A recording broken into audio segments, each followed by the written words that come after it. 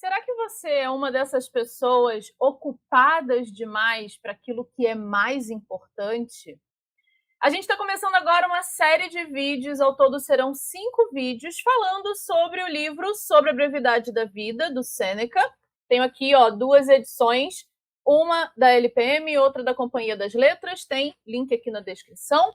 E o nosso objetivo aqui, ao longo dessa série, é a gente pensar sobre como nós usamos o nosso tempo, o que nós fazemos da nossa vida, não do ponto de vista assim de dicas de administração do tempo, nada disso, mas dos princípios que embasam a forma como nós usamos o nosso tempo. Então, vem comigo, meu nome é Fernanda, sou doutora em filosofia e eu vou te conduzir então aqui. Se prepara, já pega o seu caderno, pega a caneta, porque certamente vão surgir aí reflexões que você vai querer levar adiante. Para começar, dar uma pequena introdução então ao livro. Esse livro, gente, o Sobre a Brevidade da Vida, ele é dedicado a um sujeito chamado Paulino. A gente não tem maiores informações no próprio livro sobre esse Paulino, mas provavelmente as pesquisas históricas, né, enfim, indicam que talvez tenha sido o Pompeius Paulinus, né, que era um encarregado do abastecimento na época lá do Sêneca, na Roma Antiga.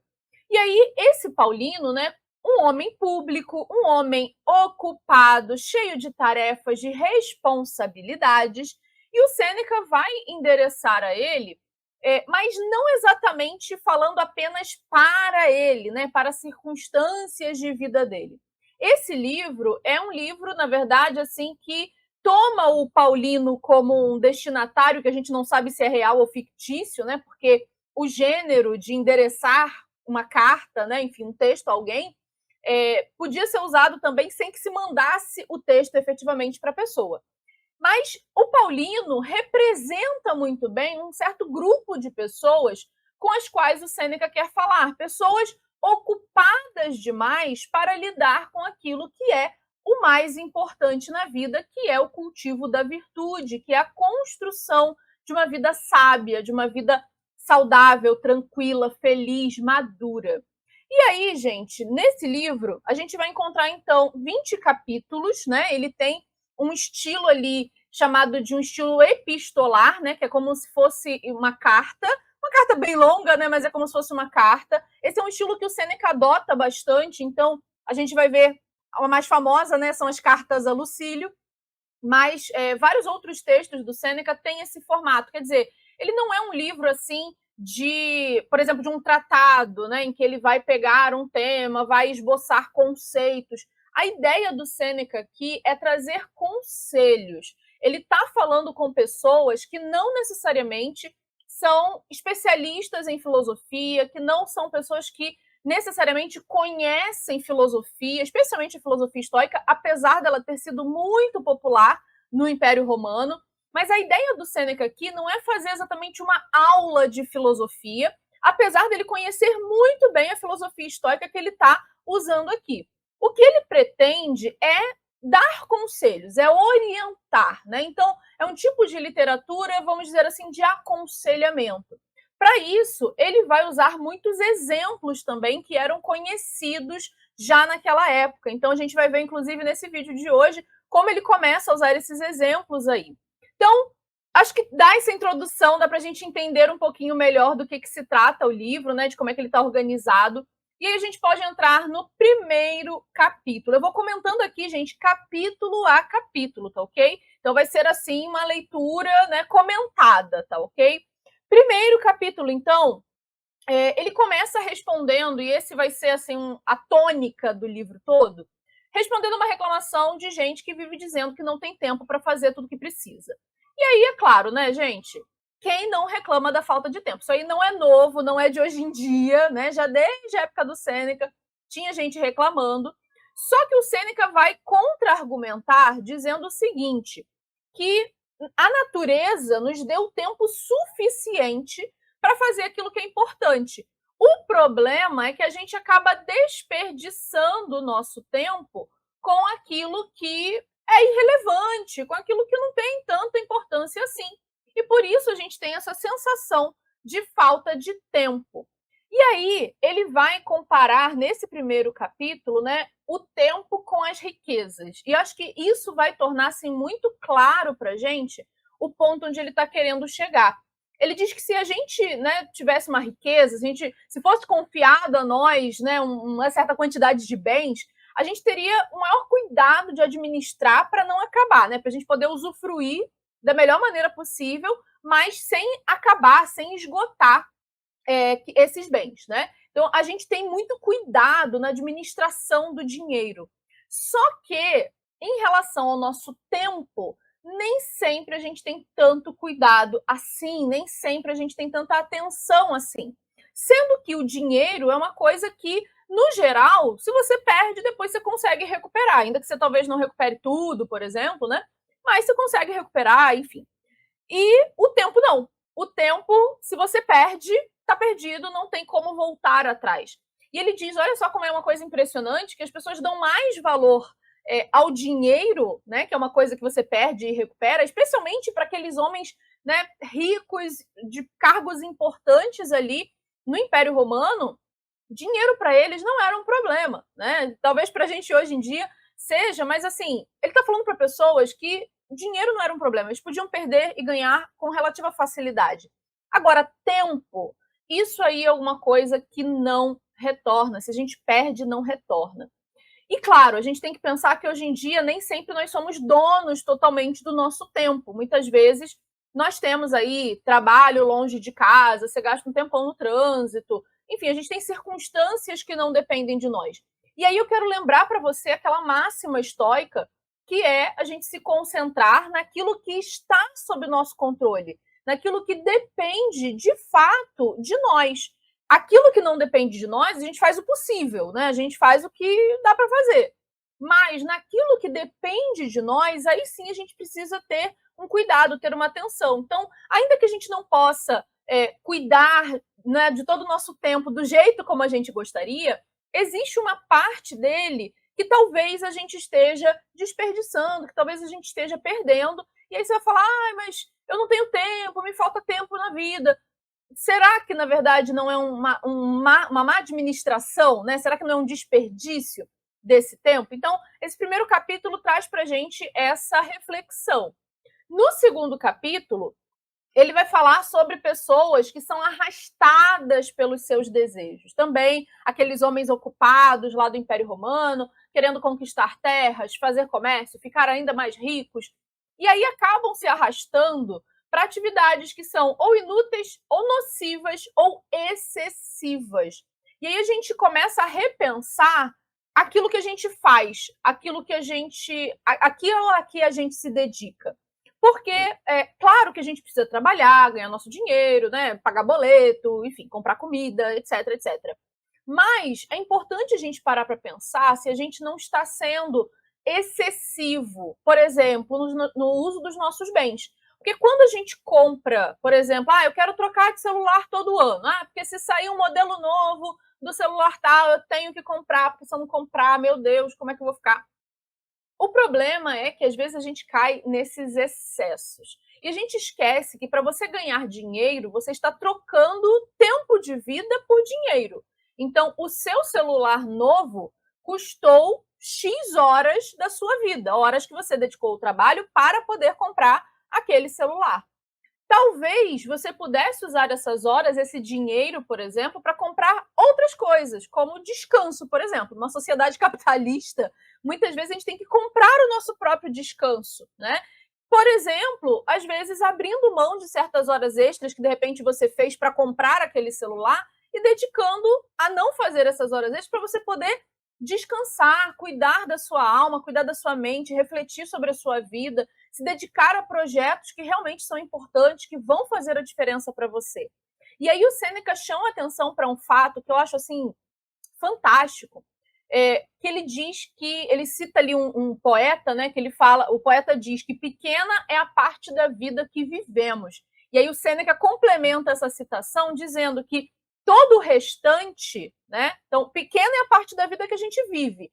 O restante, que é essa parte que a gente não vive, ele diz, todo o restante não é vida, mas somente tempo.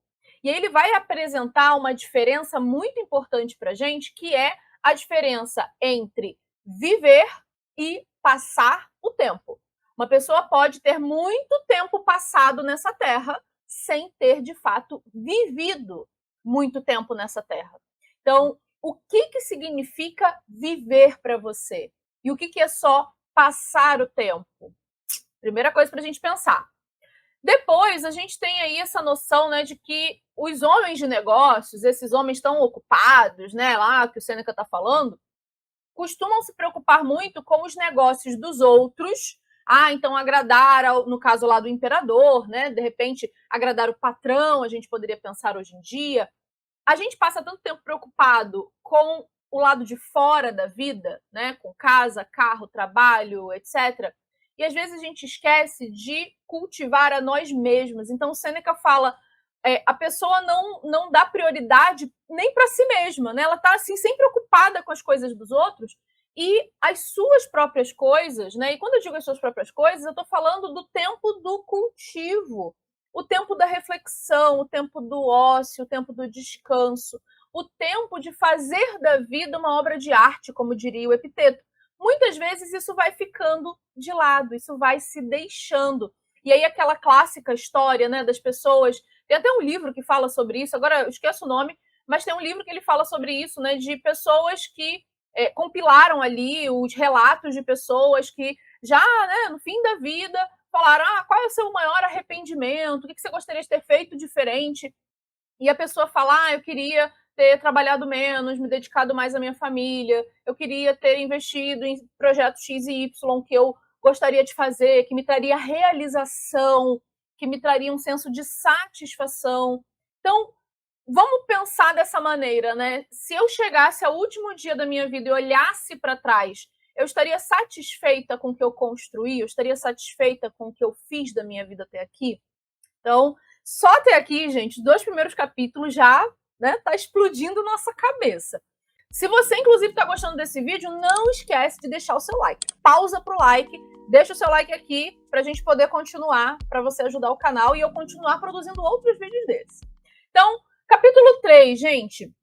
No capítulo 3, ele vai trazer novamente nessa comparação com os bens materiais, com as coisas concretas. Ele diz que a gente cria cercas e muros para as nossas propriedades, né? Então, se você tem uma casa, você constrói um muro ao redor, você não quer que ninguém entre, que nenhum invasor entre na sua casa. Mas, na nossa vida, especialmente no uso do nosso tempo, a gente deixa qualquer um invadir e desperdiçar o nosso tempo. Fernanda, como assim? Vamos pensar, por exemplo, quando alguém te incomoda, quando alguém faz alguma coisa que te perturba, te irrita, te chateia. Quanto tempo você gasta remoendo, pensando, carregando aquilo ali? Quanto de vida você não perde alimentando mágoas, ressentimentos, remorsos? Quanta coisa a gente não gasta porque outra pessoa foi lá e tomou o nosso tempo. Porque, no final das contas, você está dedicando o seu tempo, sua energia mental ali, pensando no que essa pessoa fez, ao invés de resolver o assunto, ou simplesmente, em certos casos, às vezes é necessário até cortar, né, relações com a pessoa, enfim, ou ir lá falar e tentar resolver com ela, falar, olha, não gostei do que você fez, vamos tentar consertar isso e tal. Ao invés da gente ser mais assertivo e intencional, a gente só vai e fica remoendo aquilo ali e muitas vezes a pessoa nem tem consciência do que ela fez. E a gente já fica ali perdendo tempo de vida alimentando esse tipo de coisa. Outra coisa que a gente pode pensar também são as redes sociais, que podem ser muito boas, sim, tem muito conteúdo legal, maravilhoso, mas a gente tem que ter cuidado com o consumo passivo das redes sociais. Que é essa coisa de ficar só, né, rolando o feed para baixo, sem você, de fato, aproveitar alguma coisa daquilo ali. E quando eu digo aproveitar, não só no sentido de conhecimento, mas até entretenimento também. Não tem problema nenhum de você usar as redes sociais para se divertir, para relaxar no final do dia. A questão é que a gente faz isso e às vezes nem lembra do que está fazendo. Se alguém chegar e perguntar assim, e aí, o que você assistiu hoje? A pessoa nem lembra mais do que assistiu, porque ela só está ali rolando passivamente, não está de fato envolvida naquela atividade. Então, Para isso, o Sêneca propõe, então, um exercício de autoexame, né? Lá no parágrafo 3 do capítulo 3, ele propõe um autoexame. Ele fala assim, ó, perscruta tua memória, né? Passa ali, tenta se lembrar. Quando atingiste um objetivo? Quantas vezes o dia transcorreu como planejado? Quando usaste o teu tempo contigo mesmo? Quando mantiveste uma boa aparência, o espírito tranquilo? Quantas obras fizeste para ti com um tempo tão longo? Quantos não esbanjaram a tua vida sem que notasses o que estavas perdendo? O quanto de tua existência não foi retirado pelos sofrimentos sem necessidade, tolos contentamentos, paixões ávidas, conversas inúteis, e quão pouco te restou do que era teu. Então, esse aqui, gente, é um exercício assim de autoexame, né, de você olhar para o passado. Se você está assistindo esse vídeo de noite, talvez valha a pena você pensar no seu dia, né? Quanto tempo, de repente, você não gastou remoendo o que não devia, ou se dedicando a esse consumo passivo que eu falei das redes sociais? Quanto de intencionalidade você colocou no seu dia, de intenção, de presença naquilo que você está fazendo, seja no trabalho, seja nos estudos, seja na diversão. O quanto você está inteiro naquilo ali. Porque isso também é usar o tempo, é ser inteiro, é estar totalmente dedicado. Porque assim a gente aproveita aquilo que realmente é importante. E aí a gente chega, então, né, naquilo que é assim o cerne do livro, né, o ponto central do livro, que é o que ele coloca ali, logo adiante, né, desse exercício de autoexame. Ele diz assim: o que está em causa então? Viveste como se fosses viver para sempre. Nunca te ocorreu a tua fragilidade. Não te das conta de quanto tempo já transcorreu. Como se fosse pleno e abundante, o desperdiças. E nesse ínterim, o tempo que dedicas a alguém ou a alguma coisa, talvez seja o teu último dia. Temes todas as coisas como os mortais, desejas outras tantas, tal qual os imortais. Então, qual é a grande questão do Sobre a Brevidade da Vida? É lembrar que o nosso tempo é limitado, que a gente não tem a eternidade toda nesse planeta. A gente vive, né, como ele diz aqui, a gente vive como se fosse viver para sempre. E aí a gente está sempre adiando aquilo que é importante. Porque a gente pensa assim, ah, não, mas depois eu vou fazer isso, depois eu vou fazer aquilo, amanhã, quando eu me aposentar, na segunda-feira, no ano que vem. E às vezes a gente vai adiando aquilo que poderia já ser feito a partir de agora, a partir desse momento. Já que a duração da nossa vida é incerta, a gente tem que fazer aquilo que é mais importante primeiro, né? Um exercício de prioridade, o que é mais importante primeiro. E aí ele vai começar uma série de exemplos, né? Aqui eu só vou mencionar do capítulo 4, mas ele vai começar ainda uma série de 3 capítulos com exemplos de homens muito importantes no Império Romano. Então, são pessoas que estão ali muito na memória, né, dos interlocutores do Sêneca. E é uma característica da literatura dele que é justamente usar esses exemplos, trazer esses exemplos para falar, olha, tá vendo fulano? Então, vamos pensar aqui no que eu estou falando à luz do exemplo desse fulano. Então, ele pega, por exemplo, para citar homens que elogiam o ócio, que elogiam o descanso, o cultivo de si, mas não o praticam, não colocam isso em prática. Então, também não adianta você só ficar falando, se não praticar aquilo de alguma maneira. E aí, nesse capítulo 4, ele cita, então, o Augusto, né, que foi o primeiro imperador romano que, olha só que coisa mais deprimente, né? Ele criava um falso consolo, né? Ele se consolava pensando que um dia ele teria tempo para se dedicar a si mesmo, né? Para dedicar esse tempo a si mesmo. Só que na prática ele nunca fez nada para que isso acontecesse. Ele nunca, de fato, colocou isso na agenda do dia, né? Não colocou isso nas suas ações. Ele ficou ali sonhando, né? Ah, um dia eu vou poder me dedicar a isso, um dia eu vou fazer aquilo. Mas na prática, ele nunca levou isso como uma prioridade, como alguma coisa relevante. E aí, né, ficou só na lamentação. Então, gente, estamos chegando ao final desse vídeo. Sêneca já começa com o pé na porta, dando aquela sacudida na gente. Se você gostou, se você de repente quiser rever Eu coloquei lá no site do Estoicismo Antigo, tem o link aqui na descrição do site. Coloquei os principais pontos desse vídeo, caso você queira dar uma olhada, fazer anotações, enfim, recomendo muito que você tenha nessa série de vídeos o seu diário estoico do lado, para você anotar ali princípios que você precisa rememorar, reflexões que te vierem à mente conforme a gente vai caminhando nesse livro. E eu quero saber também de você, né? Estou aqui falando, mas eu quero saber também de você. Me conta qual desses assuntos mais te chamou a atenção. Me conta se você está lendo o livro junto comigo aqui, se você está participando dessa leitura junto comigo. E me diz, de tudo aquilo que o Sêneca falou até agora, o que é o maior desafio para você? O que você entendeu, assim, uma coisa que você falou, não, eu entendi isso aqui e eu vou mudar a minha atitude, eu vou adotar um novo hábito, enfim. O que você vai fazer com esse ponto aí, com esse desafio que o Sêneca te trouxe hoje? Me conta aqui nos comentários. Se não deixou, não esquece de deixar o seu like. No próximo vídeo, vamos falar sobre o exercício do Memento Mori, a meditação sobre a morte, que não tem nada disso, mórbido, não tem nada disso não, tá? Vamos aprender direitinho o que os estoicos estão falando sobre isso. Então, vem comigo, te espero no próximo vídeo. Tchau, tchau!